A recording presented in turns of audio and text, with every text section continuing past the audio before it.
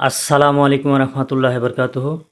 শবে বরাত তথা লাইলাতুল বরাতের নফল ইবাদত সম্পর্কে আমি 3টি হাদিস আপনাদের সম্মুখে তুলে ধরছি ইনশাআল্লাহ।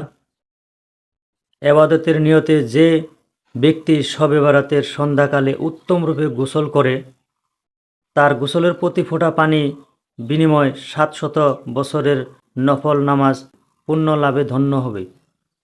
2 নম্বর, এ রাত্রে দু রাকাত করে নফল নামাজের নিয়ত করে যে ব্যক্তি 12 রাকাত নামাজ প্রত্যেক রাকাতে সূরা ফাতিহার পর সূরা ইখলাস 15 বার করে পাঠ করে সে বিশেষ সওয়াবের অধিকারী হইবে। সুবহানাল্লাহ। 3 নম্বর, হাদিস শরীফে অন্য এক জায়গায় বর্ণনা আছে যে দিনের নবী হযরত মুহাম্মদ সাল্লাল্লাহু আলাইহি সাল্লাম বলিয়াছেন, যে ব্যক্তি শাবানের মাসে 15 তারিখে দিনে আমার উপর 100 বার দুরূদ শরীফ পাঠ করে আর রাত্রে 100 বার দুরূদ শরীফ পাঠ করে, দয়াময় আল্লাহ তাআলা তাহাকে জান্নাতে দাখিল করাইবেন এবং দুজখের আগুন তাহার জন্য হারাম হয়ে যাবে। সুবহানাল্লাহ। শবে বরাতের নামাজ নফল এবং দু রাকাত করে পড়াই সর্বোত্তম।